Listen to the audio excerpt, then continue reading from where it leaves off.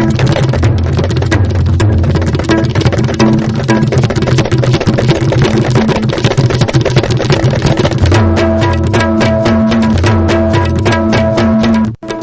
and welcome to ISTV News. I'm Surbala Kangabam. Let's look at the top stories. Sharmila's movement of fast against Afaspa is 14 years old. Many organizations hold protest demonstrations at different places in solidarity with Sharmila's movement. And CMO Ibobi calls on concerned outfit to shun antisocial activities as they disturb people's freedom and obstruct state's development. And now the news in details.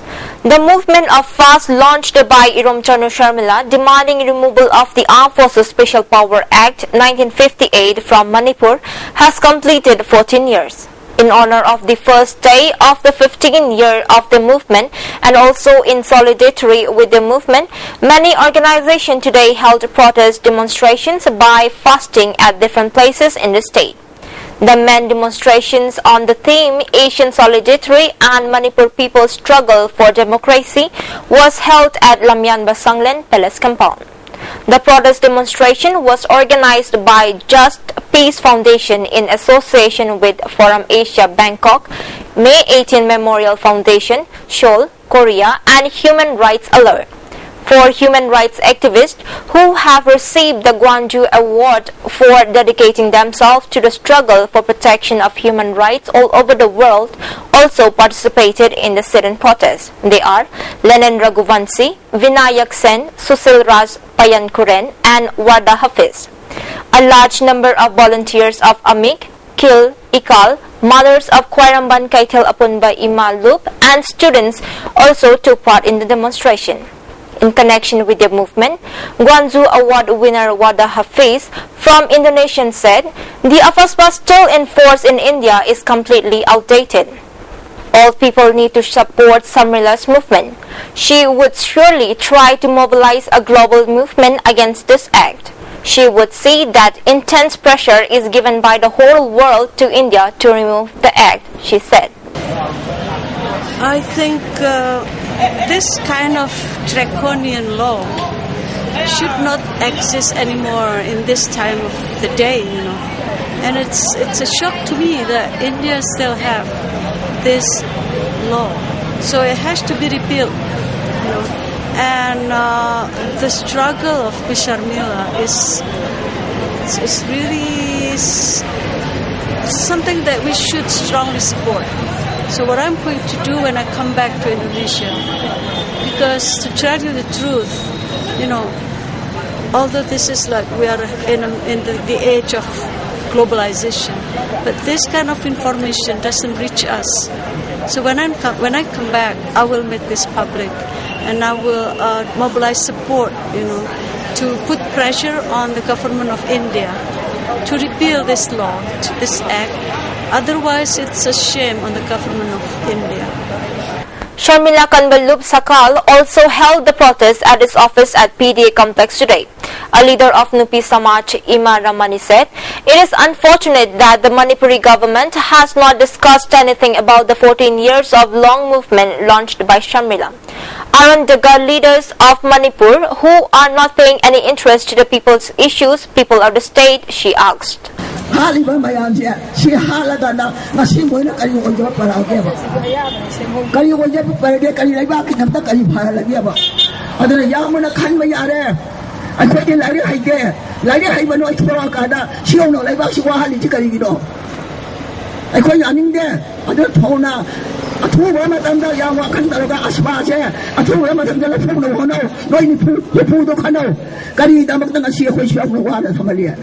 Ana ai yang chanai daroi emele hugi an tabiu mati payo achawa sapuna mangna yang phadana yang tabiu mama bi khoi yang ware aduna masiwari base asbala phogadi ekoi soidana wa base ekoi apam ji kha phangani ana hina kamai tawi amada bom bo khai re amada adu lang chale hai no mai kap chale hai jibo kana na no khoi thaja ba phangde na sarkar na haro na kana no khoi hai bang phangde ba. On the other hand, students of Ananda Singh Academy also held a hunger strike in support of Sharmila's movement. Supporting Sarmila's movement, Film Forum Manipur also staged a sit-in protest in front of Sankar Talkies, Imphal today. Many artists and office bearers of the forum took part in the protest. Talking to the ISTV News, Chairman of the forum, L. Surjakanta, said, "It is very unfortunate that the government of India has apparently ignored Sarmila's movement, which has been going on for the last 14 years. In order to make her movement known all over the world, the Film Forum has been considering making of a film based on Sarmila's movement."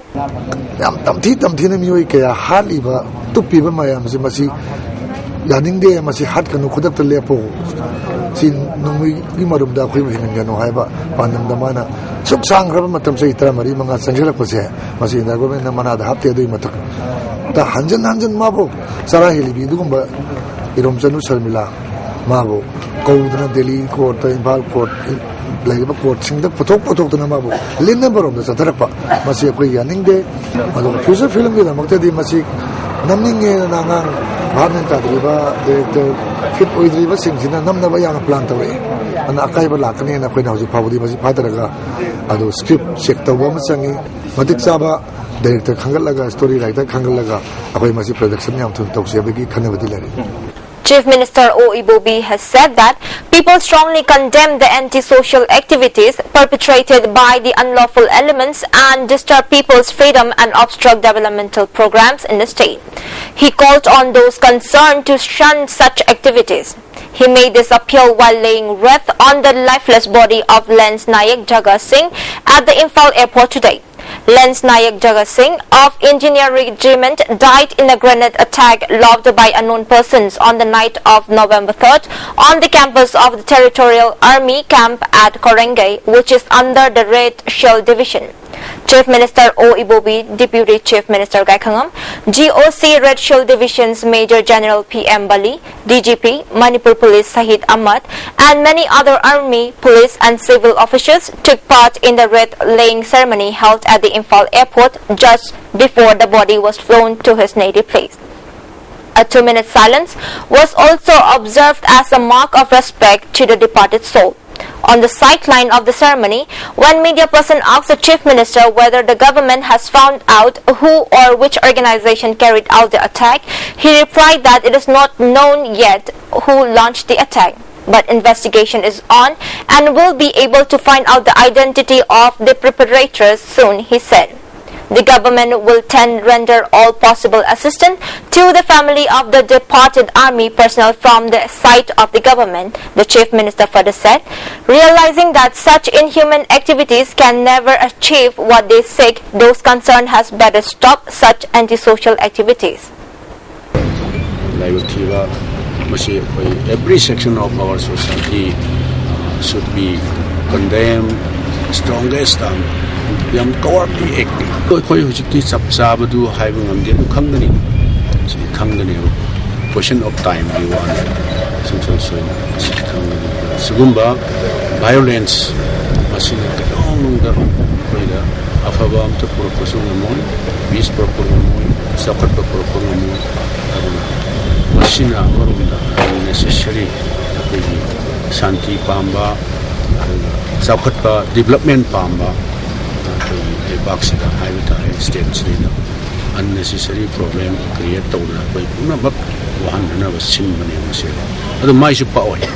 they will never success.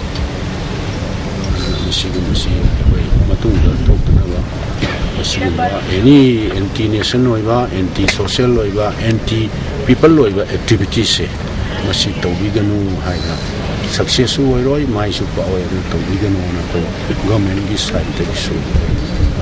Representatives of Hills and Plant Contractors Association and All Tribal Contractors Association have appealed to their fellow contractors to do the work under the Prime Minister's Gramin Sadak Yojana PMGSY Phase 10 with quality and justified rate instead of working below the rate. General Secretary of Hills and Plant Contractors Association KSH Rajan said, though the works under the PMGSY are many, the contractors are few. Let's do the work under the PMGSY-10 phase at the same rate, which is justified rate that was quoted in the tender of the first 9 works, the representative said, adding that the two associations stand for the welfare of the contractors. And now moving on to national and international news. The Delhi Assembly was today dissolved, paving the way for fresh elections that will end the political hibernation since the AAP government fell in February. A notification issued by the Home Ministry said that President Pranab Mukherjee has dissolved the Legislative Assembly of the National Capital Territory of Delhi with immediate effect on November 4. Delhi has been under President's rule since February after Kejriwal stepped down from the office of the Chief Minister after a 49-day term. Finance Minister Arun Jaitley today said that reforms are not about one sensational idea and it will take a lot of time to rectify the economy. Speaking at World Economics Forum's India Summit in New Delhi today, Mr. Jaitley said that he is satisfied with the beginning the NDA government has made. Expressing satisfaction with the government's direction on the economy, the minister said India has fallen off global radar and now people have started looking at India. The Home Minister Rajnath Singh today called for strengthening of strategies to deal with emerging cyber crimes. Addressing the 100th General Assembly sessions of Interpol in Monaco, Mr. Rajnath Singh said the dynamics of globalization and financial transactions across borders have enabled international crimes groups to expand their global reach. Mr. Singh exerted that Interpol needs to be more powerful, effective and result-oriented as Internet and social media are being increasingly used to instigate communal riots to destabilize the state in recent years. He said governments across the world have to collectively address the issue of safe havens for organized criminal and terrorist groups and their tainted money. A new Pakistani Taliban group behind this week devastating suicide bombing on the Pakistani-Indian border said today that the attack was as much aimed at India as Pakistan, suggesting that India's target might be next. At least 50 Pakistanis were killed during a popular flag-lowering ceremony when a bomber tried to get as close as possible to the border in a possible attempt to cause casualties on the Indian side as well. Ehsanullah Ehsan, a prominent militant and spokesman for the group Tehreek-e-Taliban Pakistan Jama-Ara TTP-JA, said he had warned Indian Prime Minister Narendra Modi that attacks in India were in the pipeline. In a major push to the country's education system, the government will launch this month a credit equivalent transfer system that will help individuals resume their studies if they had left midway for employment. Besides, the government is looking to come out with a new education policy next year, Human Resource Development Minister Shrimti Irani said today.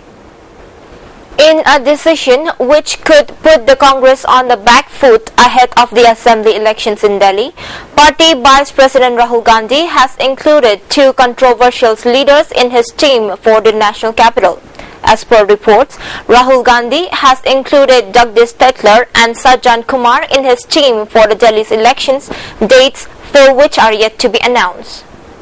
A Christian couple was allegedly burned alive in an industrial kiln in Pakistan yesterday after angry workers discovered they had set fire to several verses of the Quran, a local activist said. Sabzad Masif, 26, and his wife Sama Bibi, 24, were attacked by a colleague at the brick factory where they worked in Punjab province, according to Mustaqil, chief advocate at Pakistani minority rights group's lead. He said they had planned to flee their town with their 3 young children. China will severely punish officials in Tibet who support the Dalai Lama, the exiled spiritual leader and Nobel laureate. China's anti-corruption watchdog required officials in the region to concentrate on squashing separatism and maintaining social stability. Ye Dongsong, who headed an inspection team from the Central Commissions for Discipline and Inspection (CCDI), the Communist Party's internal watchdog, as saying Tibet was not exempt from its much publicized anti-graft campaign. Students calling for full democracy for Chinese-ruled Hong Kong are hoping to take their protest to Communist Party rurals in Beijing and are expected to announce details for their new battle plan tomorrow.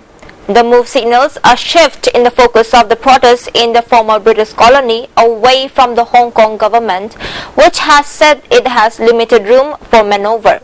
But China is highly unlikely to allow any known pro-democracy activist into Beijing, especially if the trip coincides with this weekend's Asia-Pacific Economic Cooperation's APEC forum in Beijing. Thousands of people in Sierra Leone are being forced to violate Ebola quarantines to find food because deliveries are not reaching them, aid agency said. Large swaths of the West African country have been sealed off to prevent the spread of Ebola, and within those areas, many people have been ordered to stay in their homes. The government, with help from the UN's World Food Programme, is tasked with delivering food and other services to those people. But there are many nooks and crannies in the country that are being missed, GNN Camara, Christian Aid Sierra Leone representative said. The Ebola outbreak in West Africa has killed nearly 5,000 people, and authorities have gone to extreme length to bring it under control, like the quarantines in Sierra Leone. And before we wind up, the top stories once again. Sharmila's movement of Fast Against Afaspa is 14 years old. Many organizations hold protests, demonstrations at different places in solidarity with Sharmila's movement. And CMO Ibobi calls on concerned outfits to shun antisocial activities as they disturb people's freedom and obstruct state development. Well, that's pretty much for now, but we have more news coming up. Thanks for watching.